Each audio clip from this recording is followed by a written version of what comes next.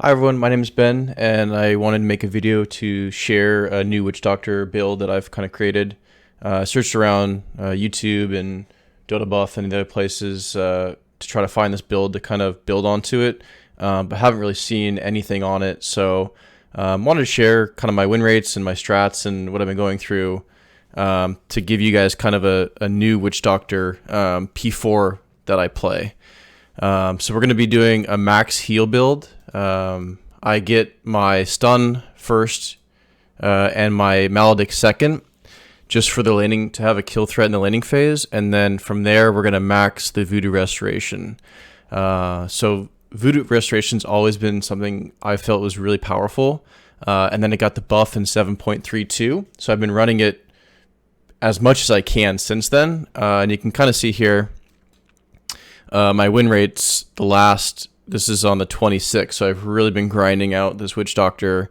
So far on 7.32 patch, I'm 21 wins and 7 losses, so 75 win rate, and I typically will build the same thing exactly every game, and I've only played it P5 maybe a game or two, but I've had really nice results with the build, and overall just really good feedback. So I wanted to share with you kind of my strat, what I do, what I build, and then show you some highlights at the end on kind of how it performs, and you can see it for yourself. So let's see here. I wanted to show the build as well. So here's my kind of win rates. Told you I'm 21 and 7 in the past week or so, just after the 7.32 patch hit.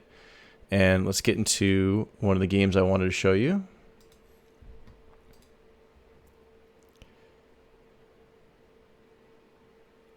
There we go. So this is one of the rare exceptions. Typically, I'll heal about 20k to 25k heals per game. So this is a 41-minute game, and I have 86,000 in heals, which is just absolutely insane. If you look at any kind of other healer, Dazzle, Warlock, those kind of guys, you're going to get maybe 15 to 20k in a longer game like this. And this is, so if you see here the 87,000, or basically 87,000, this much healing really negates the 4 heroes here that have done, their total damage, which is just insane. And here, I'll show you the build. So I kind of thought about this build watching the Arlington Major, and how the healing P5 and sometimes P4 picks really paid off. You're seeing the Chens with the AoE heals. You're seeing a lot of Dazzles with kind of an AoE heal and then single target save. So I've always been a fan of Witch Doctor, and I want to kind of share with you, I think, why he's the best healer in the game, especially with these items. So pre-game, I'll usually always go this. If it's a lane that has a lot of nuke damage that I'm against, so the enemy P1 and P5, I'll pick up some tangos as well just to heal through, but typically this will be fine for healing. I'll finish a null.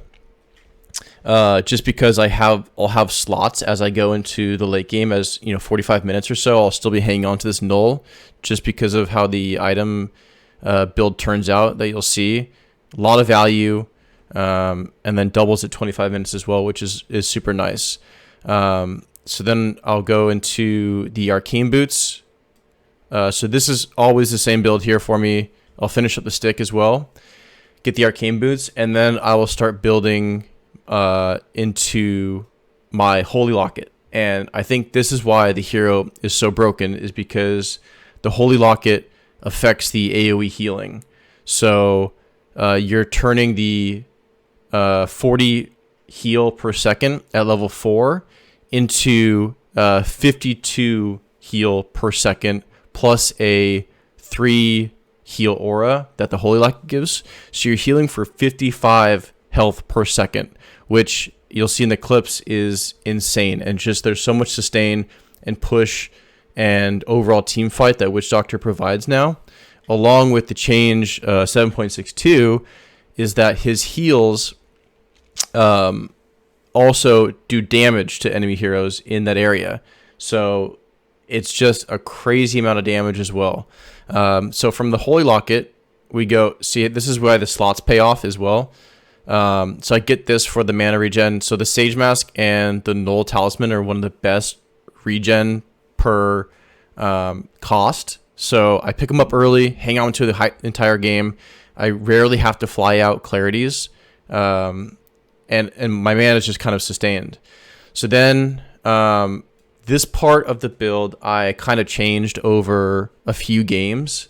I started to build mech I build Greaves right after the Holy Locket. So that's also to amp the heal. You'll get 30% more heal on the Guardian Greaves and its aura as well, which stacks really nicely with the heal build. But what I now have learned and what I suggest now is to get the shard before you start the mech. I'll show you some clips here in a little bit as well. On the shard, it provides 3 seconds of Death Ward and invulnerability. So you go inside the Death Ward. You can also, if you have your heal on, it also heals while you're in the Death Ward. So instead of that 250 mech burst heal that you get, you'll be able to heal for 165 in AoE, but you're also doing damage as the Death Ward, and you're also immune to all auto attacks. So the reason I suggest this is because right now in last patch, we were in a huge BKB meta where most cores will have BKB, right? And typically the good players will go, one farming item and then kind of bring out that BKB, and you're seeing it at anywhere from 20 to 25 minutes where, even if you're having a good game like this, 7 to 15, the mech's coming out probably after 1 BKB is, or maybe more. So you want to get that Voodoo Switcheroo to kind of bait in damage and spells, go into that Voodoo Switcheroo while the enemy is BKB'd, and come out after as a kiting tool to really kind of just waste their time. And you'll see in the clips, I have a few Voodoo Switcheroo clips that I like where I'm kiting a really important BKB and kind of just waiting for that to come, expire and then do damage after. So let's get into... all right, so here are a few clips I put together over my games in the past 4 to 5 days. You can see here, this is my standard skill build. I'll get 1 point in the stun, 1 point in the maledict, and then start maxing the heal. So these are clips I put together that show the difference between if I went the standard max maledict or max stun build with no healing until kind of later in the game. So here's the first clip, and I've kind of done these in order of early game to late game, so you can kind of see the build up in the progression and the build up in the heal and the build up in the item build as well. So, and I made these clips, so you're gonna hear this is done while I stream, so you're gonna hear my background voice while I'm playing, and then I've put the kind of new camera angle just on top of when I was streaming. So if you hear something else, don't be confused.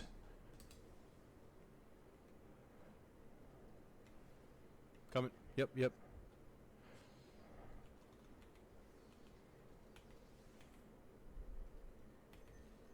So you see in this clip here, we get the shaman kill, right? So if I had max stun and maledict, it still would have killed the shaman, but now I would now be able to not provide any heals for OD. So you're going to see here how the build really pays off.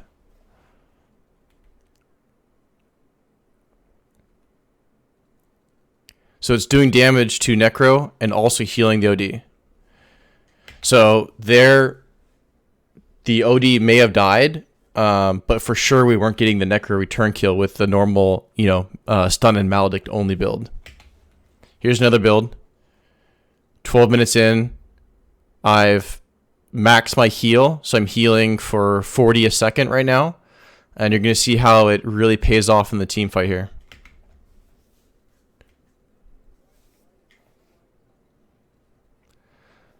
I'm healing. One thing I forgot is that why Witch Doctor is my favorite healer is, this is just reminded me, sorry about that.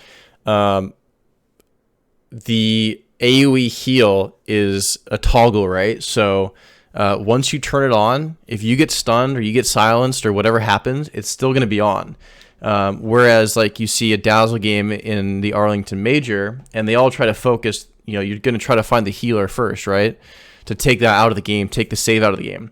But when things, it's such a slow mana drain that when things start to get a little spooky, I just turn on the heal, and I get stunned a lot of times. You'll see in these clips coming up as well, is that I get focused as the healer, which the enemy team is supposed to do, but I turn it on right when things start to get a little weird, and it heals through all those stuns. And you'll see that happen a lot here. You should be fine.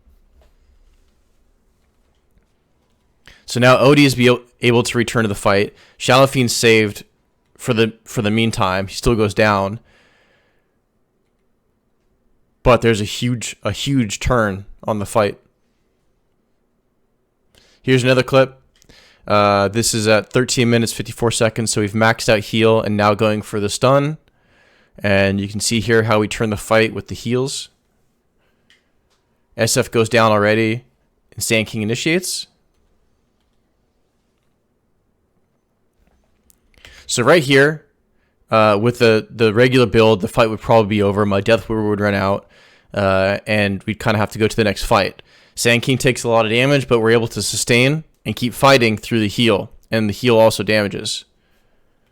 So typically here, Sand King would have probably left, but sees that we're still doing damage and I can heal, comes back in, and we're able to really turn the fight. So this is the first clip we show with the Holy Locket. Typically I'll get it around 16 or 17 minutes. If I'm having a little rougher game, it's kind of like this, 0-2 this game. We still get the win here, but a little bit slower at 20 minutes, but you'll see the huge AoE heals here.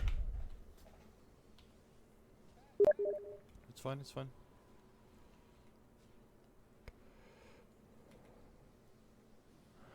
Really nice chrono here by the Void. And just watch the health. The health is just maintaining. Axe goes down, unfortunately, but we save the Tusk. Look at all this extra damage that SF is doing during this. Focus on the SF here for a second. So he's also doomed. And was also in chrono. Look how many extra right clicks he gets off. We're still healing the Tusk, still healing OD. If you notice here, one small thing I didn't point out as well is why I love the Holy Locket, is that you can use it on teammates. And you can also burst heal them. So here it's only 7 stick charges, but I use it on the Tusk here. And it just is the small things like this that make a difference. And also, your enemy is going to underestimate kind of heals you can do and kind of bait him into more fights. So I use on the Tusk there. He's able to keep going. Gets an extra Walrus punch off on Invoker.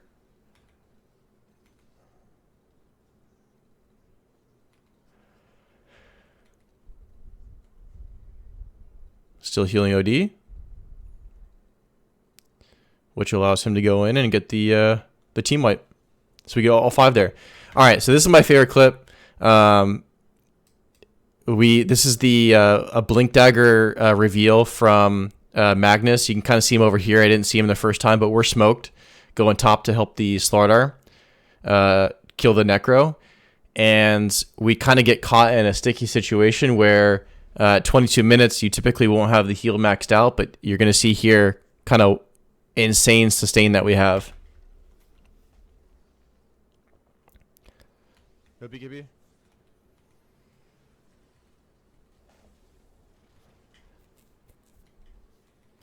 We're just healing through the entire RP. I think we got 3 or 4 man RP'd. And it just turns into a huge disaster for him. So you can see where, even for ganking someone, I'm turning on the heal, just in case something like that happens, right? Where if that was a Dazzle or if that was some other healer in the game, they wouldn't get their heals off, right? If you were in a dazzle and you got RP'd, you're going to be the first one to die. They're going to focus you, right?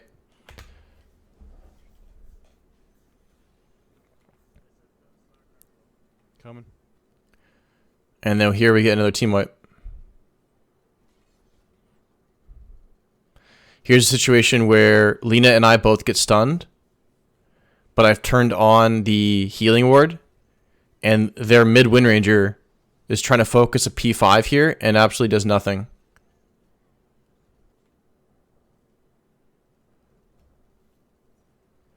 So now we're getting into the some of the voodoo switcheroo clips that I've put together here, where you're going to see some BKB targets come out. You're going to see some BKBs come out. So here's the 25 minutes, what I was talking about.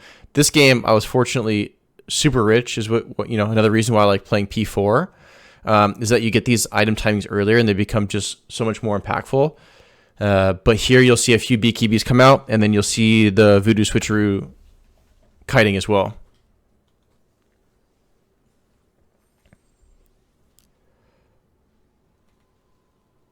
PL's getting a little low over here. We come over, we mech him. Oh, these weren't the BKB ones, apologize. But another, voodoo switcheroo kind of damage and hiding.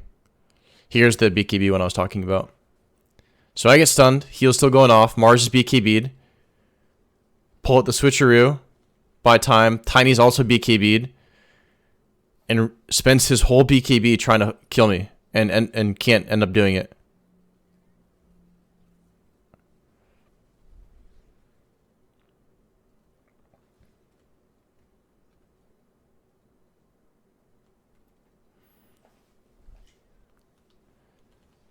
Another clip as well.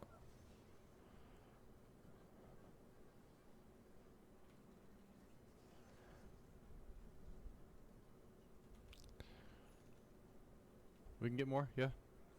Nice job. Good job by Axe getting these 2 initiations. So here's AoE Doom. Spread out, we're fine. So we survive the Doom silence.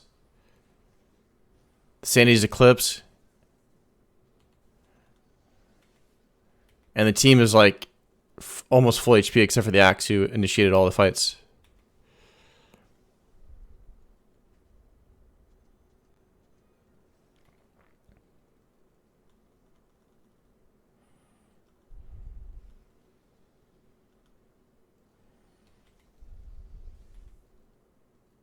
So now I'm just sitting on him with the voodoo restoration doing damage now.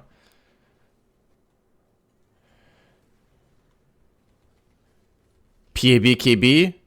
Typically I'd be dead there, but I hit the voodoo switcheroo, come out, Greaves, and his BKB's over. I'm coming. I have yep, I have. So this is the clip from, this is the last clip I have, and it's from the 87,000 heals Witch Doctor game that I had, where Ember, since there was a PL, went for a Battle Fury Deso Daedalus build, and it was just destroying us. We take 1 or 2 Sleight of Fists, and you're going to see here, I think CM gets 1 shot, unfortunately. But without the AoE heals constantly going on, we wouldn't be able to push, and we'd have to just go back every fight after every Sleight of Fist or every 2 Sleight of Fists. CM did get 1 shot there.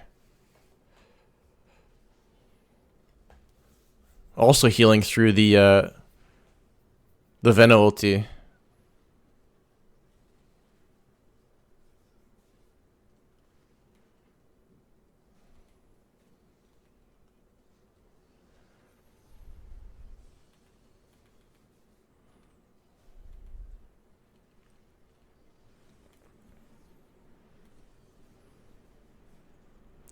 It's taking us down to maybe 30% HP every Sleight of Fist, and then, managing to heal up the team again.